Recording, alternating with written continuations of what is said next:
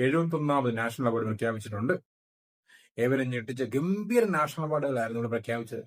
അത് അവാർഡിലേക്ക് നോക്കുമ്പോൾ നിങ്ങൾക്ക് മനസ്സിലാവും ഗംഭീരമായി ഞെട്ടിച്ചിട്ടുണ്ടെന്ന്. അപ്പൊ മികച്ച സംവിധായകനുള്ള പുരസ്കാരം നോക്കുകയാണെങ്കിൽ സുദീപ് സോസ് എന്ന് പറഞ്ഞ വ്യക്തിയാണ്. അങ്ങനെ പറഞ്ഞു കഴിഞ്ഞാൽ പെട്ടെന്ന് മനസ്സിലാകത്തില്ല. ദ കേരള സ്റ്റോറി എന്ന് പറഞ്ഞ സിനിമ നമ്മളെല്ലാവരും കണ്ടതാണ്, അല്ലെങ്കിൽ ആദ്യം ഉണ്ടാക്കിയ ഒരു ലഹള നമ്മൾ കണ്ടതാണ്.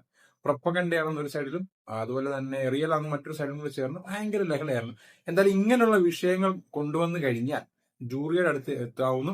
അങ്ങനെ ചുളിലൊരു നാഷണൽ അവാർഡ് അടിച്ചെടുക്കാവുന്ന തന്ത്രം ഇവിടെ പയറ്റി തെളിഞ്ഞ് അങ്ങനെ അവസാനം ഈ ഒരു അവാർഡ് കിട്ടിയിട്ടുണ്ട്. ആർക്ക്? സുദീപ് സോസ് എന്നെ മികച്ച സംവിധായകനുള്ള അവാർഡ് കിട്ടിയിട്ടുണ്ട്. ഇനി മികച്ച അഭിനേതാവിലേക്ക് പോകണമെങ്കിൽ 2 പേർക്കാണ് അവാർഡ് കിട്ടിയത്. ഒന്ന് വിക്രാന്ത് മാസിയുടെ 12th ഫെയിൽ എന്ന് പറഞ്ഞ സിനിമയിലെ ഗംഭീര പെർഫോമൻസിന് അദ്ദേഹത്തിന് അവാർഡ് കിട്ടിയിട്ടുണ്ട്. അത് കിട്ടേണ്ടത് തന്നെയാണ്. പക്ഷെ കണ്ണ് കിട്ടാനാണോ എന്നറിയത്തില്ല. ജവാൻ എന്ന് പറഞ്ഞ സിനിമയിലൂടെ SRKക്കും അവാർഡ് കിട്ടുന്നുണ്ട്. പറഞ്ഞിട്ട് കാര്യമില്ല. കഴിഞ്ഞ വട്ടം പുഷ്പ എന്ന് പറഞ്ഞ സിനിമയിൽ അല്ലു അർജുൻ പെർഫോമൻസിനാണ് അവർ നാഷണൽ അവാർഡ് കൊടുത്തതെങ്കിൽ സ്വാഭാവികമായിട്ടും SRKക്ക് ജവാന് കിട്ടുന്നതിൽ തെറ്റൊന്നും ഞാൻ കാണുന്നില്ല. പക്ഷേ ഇതിനു മുമ്പ് SRK ചെയ്തു കഴിഞ്ഞ സിനിമകളാണ് സ്വദേശ്, അതുപോലെ തന്നെ സഗ്ദേ ഇന്ത്യ, വീർസാര, മൈ നെയിം ഇസ് ഖാനുള്ള ഈ ഒരു പെർഫോമൻസ് ഒന്നും എന്താണ് ജൂറി കാണാത്തതെന്ന് ചോദിച്ചു കഴിഞ്ഞാൽ അത് വലിയൊരു ചോദ്യചിഹ്നമായിട്ടിരിക്കുന്നു. പക്ഷെ ഏറ്റവും വലിയ ഹൈലൈറ്റ് എന്ന് പറഞ്ഞാൽ നമ്മുടെ സാക്ഷാൽ പൃഥ്വിരാജ് ഗോഡ് ലൈഫ് ആടുജീവൻ എന്ന് പറഞ്ഞൊരു സിനിമ ചെയ്തായിരുന്നു.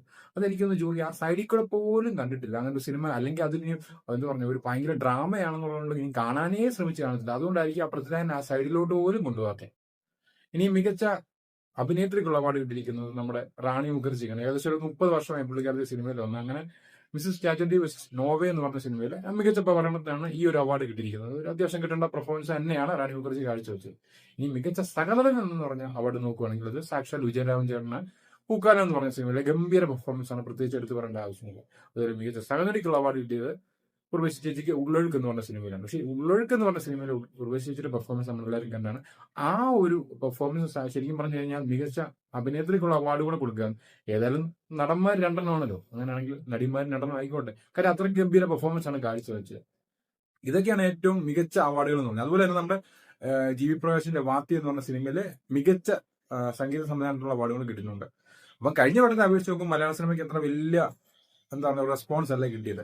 പിന്നെ മികച്ച എഡിറ്റിംഗ് ഉള്ളത് പൂക്കാലത്തിലെ എഡിറ്റർക്ക് കിട്ടിയിട്ടുണ്ട്. പക്ഷെ അങ്ങനെ വെച്ച് നോക്കുമ്പോൾ മലയാള സിനിമയ്ക്ക് അത്ര വേണ്ടത്ര ശോഭനമായ ഒരു അവസ്ഥയല്ല ഈ ഒരു അവാർഡ് കിട്ടിയത്.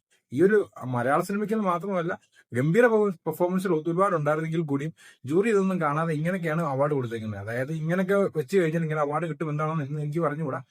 എന്താണ് ഇവിടെ നടന്നെന്ന് ചോദിച്ചു കഴിഞ്ഞാൽ കൃത്യമായിട്ട് അറിയില്ല. അപ്പം കഴിഞ്ഞ വട്ടത്തെ അപേക്ഷിച്ച് നോക്കുമ്പോൾ അതിനേക്കാൾ ദുരന്തമായിട്ടുള്ള അവാർഡാണ് എന്ന് തന്നെ എടുത്ത് പറഞ്ഞിരിക്കുന്നു. ഇപ്പൊ എന്താണ് ഈ ഒരു 71ാമത് നാഷണൽ അവാർഡിനെ കുറിച്ച് നിങ്ങളുടെ അഭിപ്രായം എന്നുള്ളത് കമന്റ് ചെയ്യാൻ മറക്കരുത്.